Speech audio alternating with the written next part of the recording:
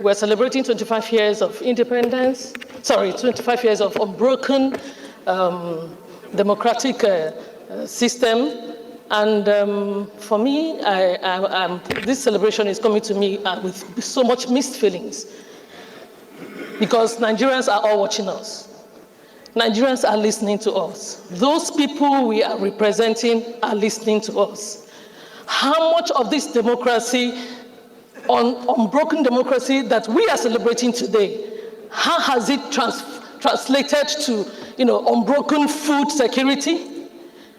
How has it transformed into unbroken security in the nation? How has it transformed into unbroken access to education, access to healthcare? And we're talking about celebration of democracy. The democracy is government of the people, for the people, by the people. And it should actually change the lives of our people. We are representing our people. Our people are hungry back home. For me, to be honest with you, Mr. Speaker, there is nothing to celebrate. Oh, you are saying we should not celebrate we should democracy? be looking at celebrating food security. We should be looking at celebrating access to health care. So we should be looking at celebrating. There are a lot of things to celebrate. We know that we have had unbroken. Excuse me, please. I need to be protected. I need to be protected, Mr. Speaker. You are protected, but democracy is what is protecting you. So democracy has given you that place you are standing. We have on this floor.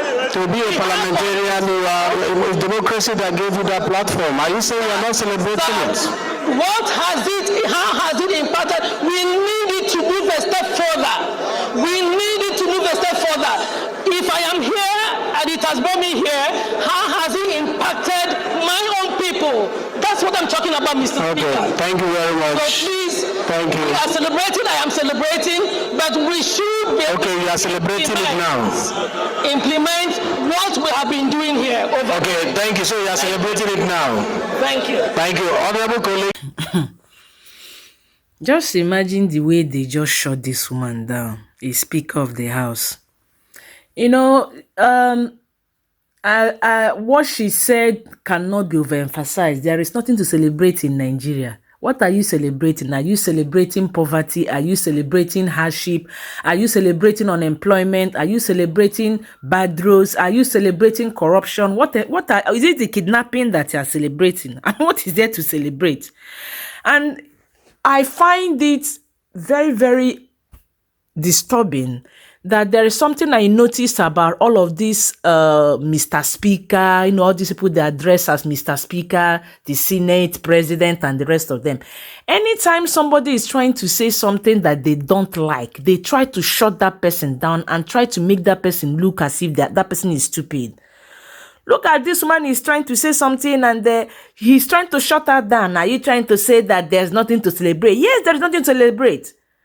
You that is saying that there is something to celebrate, why can't you tell us what is to be celebrated? And instead, they are telling us that the fact that she's a member of the House is something to be celebrated. How has that trickled down to the poor masses on the streets?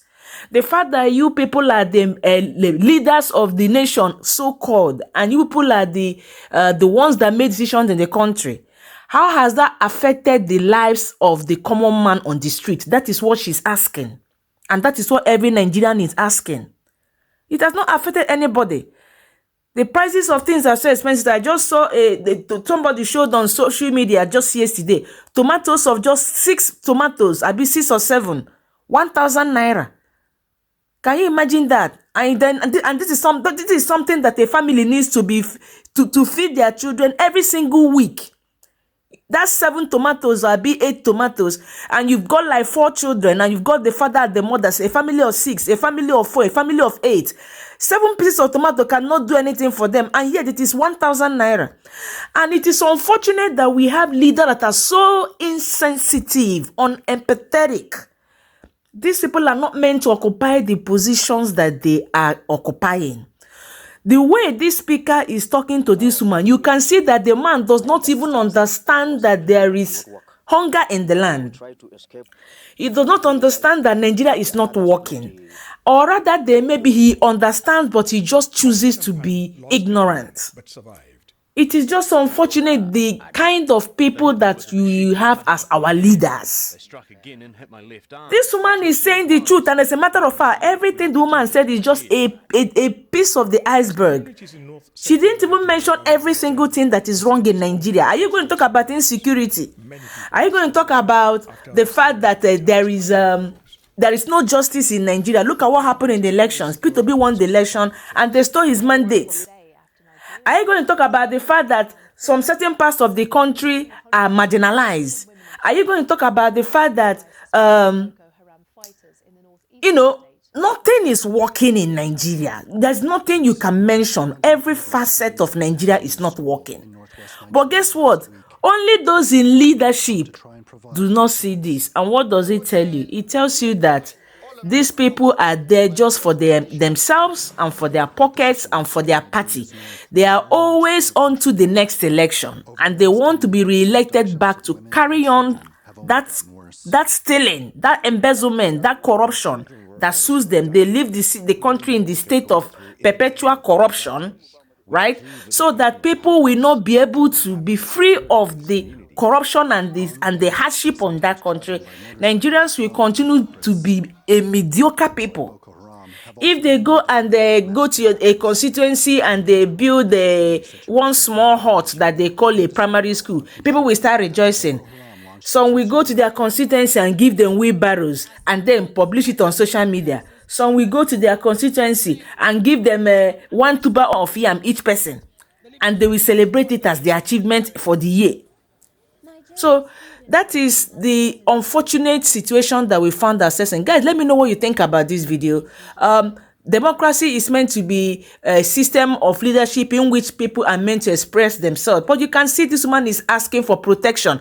And if you observe very well, you notice that she appears to be the only female in that area. I don't know if maybe there are other ladies, other places, but our leadership, our governorship, our presidency, anything government in Nigeria is occupied by men. They make sure that women do not get a chance to speak. The girl child is not honored in Nigeria. The girl child is not respected. Women are meant to just sit in the home, cook, and not be seen. So the men are trying to shut her down. They're trying to shut her down. And yet, this is meant to be so-called democracy. Guys, let me know what you think about this video. Please subscribe to this channel if you have not subscribed to this channel. Give us a thumbs up. Give us a love for this video. Thank you so much for watching, and take care.